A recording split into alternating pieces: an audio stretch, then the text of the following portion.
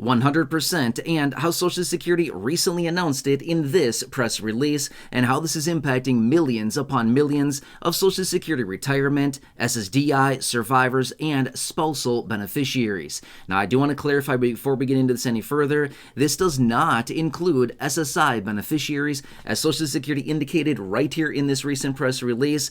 SSI beneficiaries have their own set of rules, but I'm talking about all the other beneficiaries, again, retirement, spousal, survivors, and of course, SSDI beneficiaries. So if you are one of those beneficiaries, this video is dedicated to you. And again, what we're talking about here in this press release, which by the way, really quickly here, this press release I keep showing you here, I'm going to be talking about all the details. I will explain everything you need to know in this press release. But if you want to see this press release from the Social Security Administration and see exactly what they said, I'll put a link for it down below in the description of this video, so you can find it there and you can literally see this press release and exactly what Social Security is talking about. And I'll explain the details for you here in this video. It can be a little bit confusing. I totally understand that. I've been getting a lot of questions about this. So let's roll into this and talk through all the details. It's been a very confusing year so far. I think we all recognize that, right? A lot of different rules have been changing. Social Security has announced so many different things. We've been hearing a lot of major changes out there. I totally get it. I've been seeing a lot of questions. However, I want to clarify. This press release that I keep showing you here, this was actually announced by Social Security in March. Now, obviously, that's quite a while ago now when they actually announced this press release. It was announced in the beginning of March. It went into effect the end of March, and here we are with the new rule that is in effect here. But let me share with you and discuss the details of the press release and who is impacted.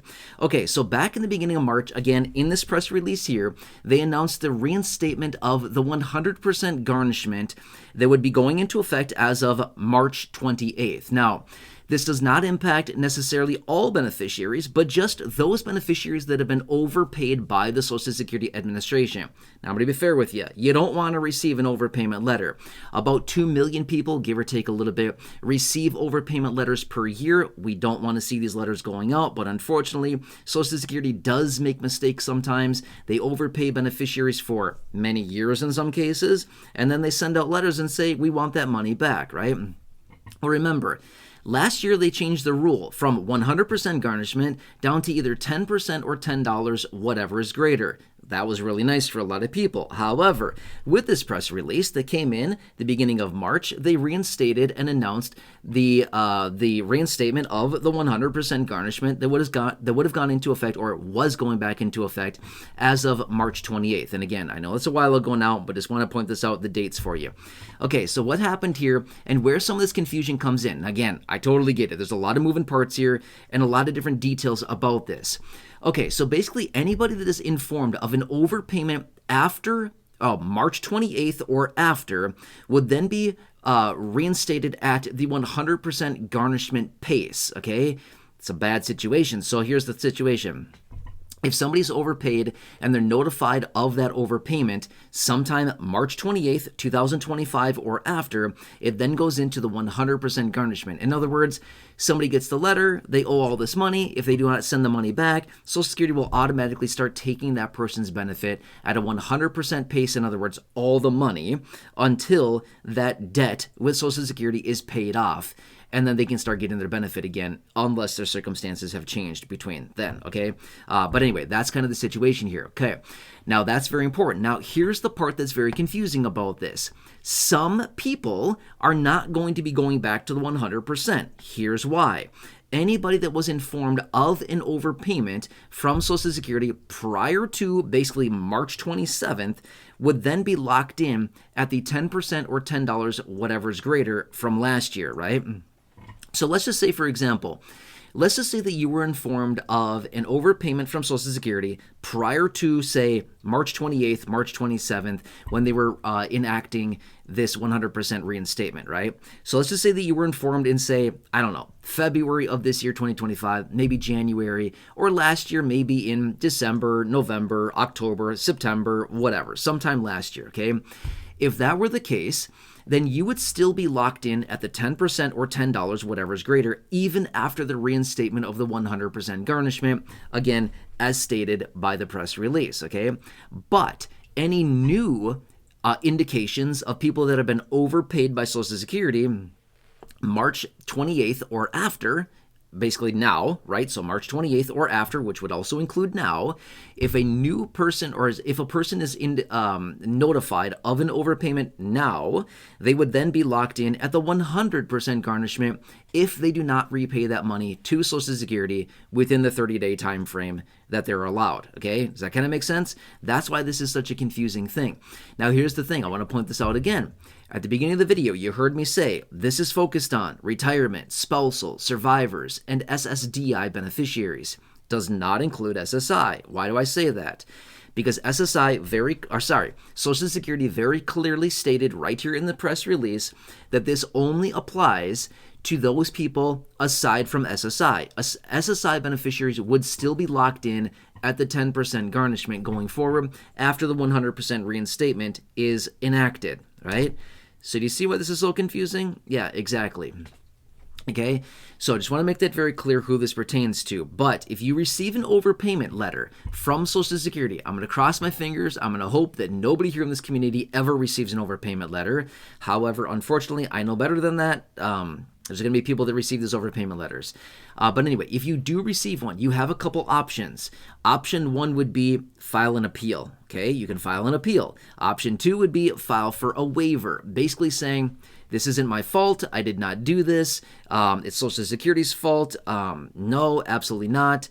You know, this cannot be done here. I cannot pay this back, okay? If you file for a waiver, basically kind of the same thing, which is basically saying, hey, I want you to waive this.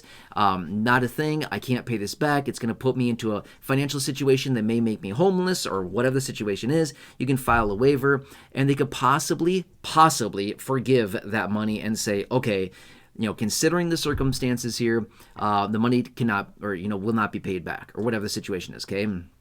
Here's what I want to point out as well. Provided you have filed an appeal or filed for a waiver, they cannot force collection on that money, right? So my point is, even if you do not win the case and if you are still forced to pay that money back, at least file an appeal, file for a waiver. Reason being is you get to kick the can down the road until they review and come up with a final decision. That could be months and months and months. So why not stall? Why not stall for a while and push the can down the road and just literally prolong the whole thing? I mean, if you want to, you know, go ahead and, you know, pay it off right away, by all means, do what you got to do for yourself. What I'm saying is that if you can at least prolong the process and push it out into the future a few months until they come up with a decision on this, at least by filing, again, an appeal or filing for a waiver, that'll at least prolong this and push it way out in the future, at least a few months until they can come up with a review on it. So that's one little strategy. But again, you got to do what's best for you. But these are the new details, and again, highlighted here in the press release. And yes, to be fair with you, I have talked about this before in other videos. I've talked about it in live streams. It happens to be a very confusing thing because of the different parameters around the new notifications going out after March 28th or after, as well as the people that were notified, you know, prior to that date, and who has to be reinstated at 100%, who's locked into the 10% or $10, that percentage, and all those details. That kind of makes sense?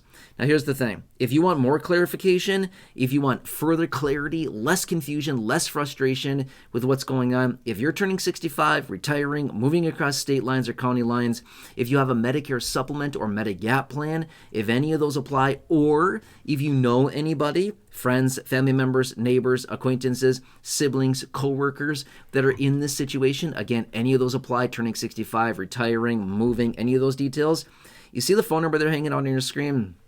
Please write that phone number down, take a picture, take a screenshot, give them a call. They will help you tremendously. It's a team of dedicated, trusted advisors who help with Medicare. Again, they have access to over 20,000 plans across the country to help you find the best plan at the best price with the best coverages for you and your personal needs.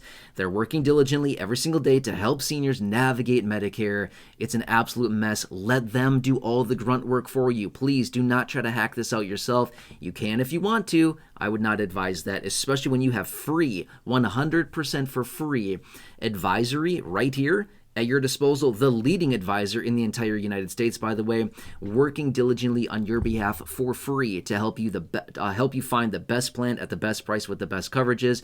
Again, so you can see the doctors you want to see, the networks you want to be within, the offices or the clinics you want to go to, the prescription needs if you have any at all, whatever it is. They are listening to you and they're doing the doing all the work to find the best options in your local area. It's incredible what they're doing here.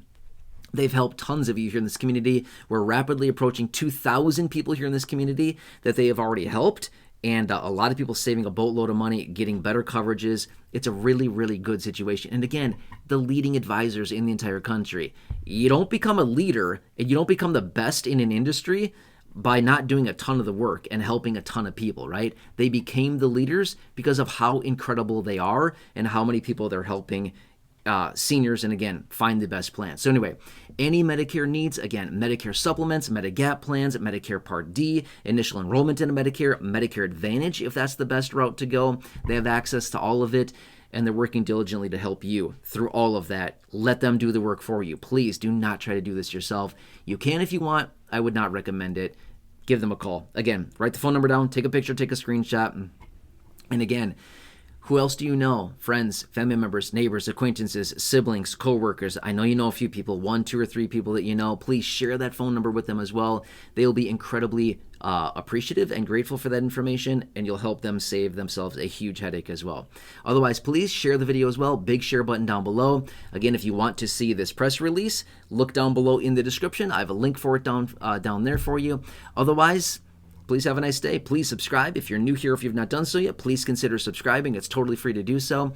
Otherwise, check out the other 5,000 plus videos here on the channel in the video library. The popular videos I've hand-selected for you down below in the description or popping up on your screen here in just a minute. You'll see some videos there. Check those out. Otherwise, thank you so much for watching. I hope I can see you again soon in the next video, the next live stream. Until then, please have a good one, and I'll catch you again later.